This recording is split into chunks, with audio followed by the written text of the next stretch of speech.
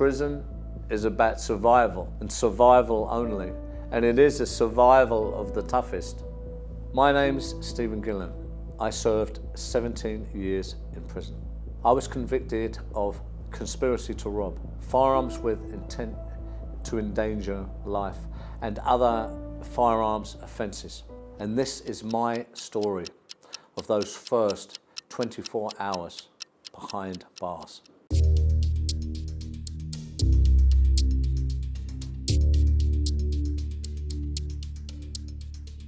I had been on remand as a high-risk Category A prisoner in Brixton Special Secure Unit. It is a prison within a prison. I had been there on remand for over 18 months, waiting for my trial at the Old Bailey. When the day came, I went through the sterile search, where they strip searched me, wanded me, looking for contraband, knives, any metal. I was then given a jumpsuit, which I would wear in the Category A van. I was then handcuffed doubly. I was handcuffed at that time with one set of handcuffs and then another special set of handcuffs which had a longer chain to another officer. The Category A van for high-risk prisoners comes into the prison. In the van, which is bomb-proof and has special markings on the roof and orange strips on the side, so police helicopters can see the van at all times. My cuffs were then taken off and I was put into a caged cell and the door was firmly closed. For a moment, I was suddenly in darkness as I heard the roar of the van start up. There's a moment there where you look out the little side tinted window and you think to yourself, oh my God, I am really in some problem here. The desolation and the desperation you feel is only tempered by a slight notion, how can I escape? Is escape possible? Will the van crash? Will something happen on the road where I may get my chance and be able to kick through where there's a escape hatch firmly locked above me? Suddenly the sirens become deafening in the van.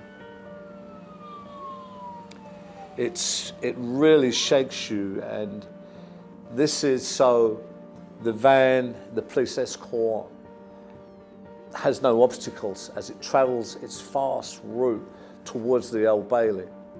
It doesn't stop at traffic lights, at any obstacles. It keeps going. Lights flashing. And you sit there in that cage and the world presses in on you.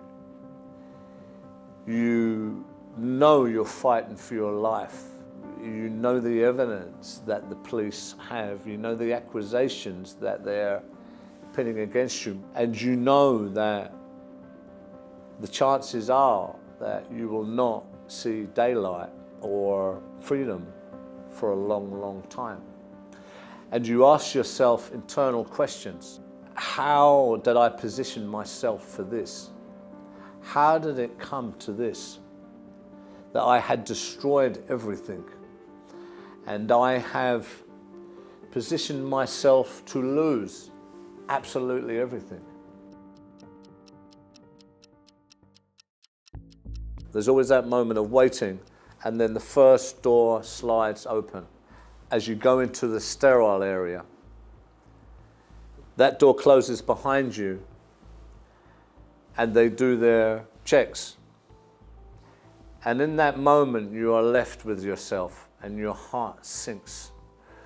Your whole spirit sinks because you are aware that you have entered another place, another universe, another world, that you have entered the point of no return. That all your freedom, anything that you knew before, has closed with the closing of that main door behind you. One thing I always remember about prison that stays with me is the smell, that disinfectant of a hospital kind of smell. Then there's the noise, there's the shouts, there's the muffled conversations of people somewhere that echo and carry through them halls. And most of all, there's the clanging of the metal gates. There's the rattling of the heavy keys constantly that disturb your peace, disturb your space, disturb your silence, that constantly disturb your world. And there you are, left with it.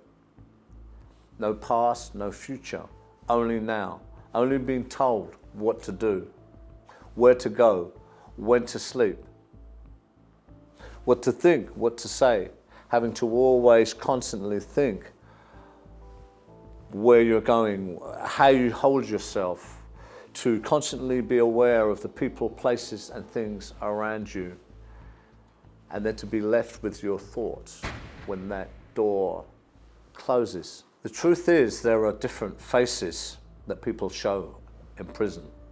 There's the face you show to the people on the landing or the people on the wing. The strong face, the protective face, the don't mess with me face, and the I'm okay face. Then there's the face you show your family on visits, the normal face, your authentic self. Then there's another real face behind the door that is you living with you, with the experiences that you have to navigate, with what you've done, with what you need to do when that door opens again. These are the things that stick with you and that you have to live with.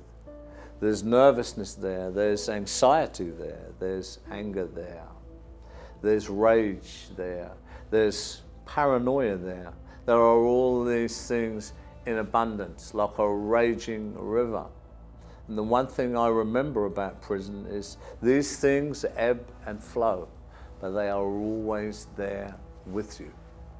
And you are trapped with these things. And when that door closes on the first night, you think of these things too, and you absorb these things. Prison is about survival, and survival only. And it is a survival of the toughest.